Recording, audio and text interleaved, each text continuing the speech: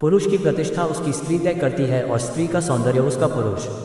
कुछ तस्वीरें बहुत सुंदर होती हैं, इतनी सुंदर कि उन पर मोटी किताब लिख दी जाए फिर भी बात खत्म न हो। इस तस्वीर को ही देखिए, जाने कितने अनसुलझे प्रश्नों के उत्तर हैं इस तस्वीर में। स्त्रियों के पांव बहुत सुंदर होते हैं, इतने सुंदर कि सभ्यता उन पांवों की महावर वाली छाप अपने आंचल में संजो कर रखती है। पुरुषों के पांव उतने सुंदर नहीं होते, उभरी हुई नसें, निकली हुई हड्डियां, फटी हुई एड़ियां, ठीक वैसे ही जैसे मोर के पांव सुंदर नहीं होते।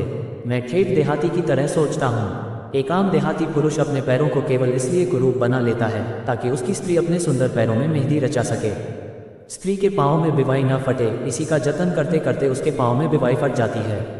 स्त्री नख से शिख तक सुंदर होती है, पुरुष नहीं।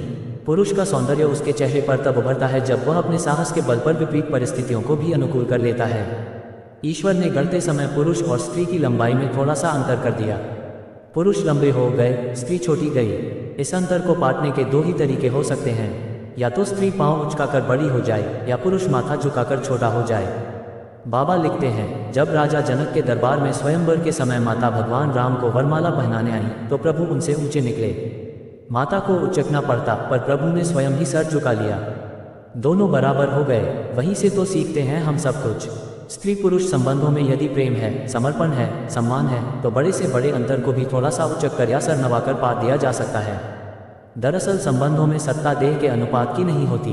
दो व्यक्तियों के बीच बराबरी न सौंदर्य के आधार पर हो सकती है, न शारीरिक शक्ति के आधार पर। बस संवेदनाओं में समानता हो तो दोनों बराबर हो जाते हैं। सियाराम के सौंदर्य की बात तो कवियों की कल्पना से तय होती रही है। तत्व यह है कि वियोग के दिनों में वन वन भटक कर भी राम हर क्षण सीता के रहे और स्वर्ण लंका की वाटिका में रहकर भी सीता हर क्षण बस राम की रही। दोनों की संवेदना समान थी। बुजुर्ग कहते हैं, सदैव पुरुष की प्रतिष्ठा उसकी स्त्री तय करती है और स्त्री का सौंदर्य उसका पुरुष। दोनों के बीच समर्पण हो तभी उनका संसार सुंदर होता है। वैसे सौंदर्य की परिभाषा में तनिक ढील दे तो मनुष्य के सबसे सुंदर अंग उसके पांव ही होते हैं, इतने सुंदर कि उन्हें पूजा जाता है।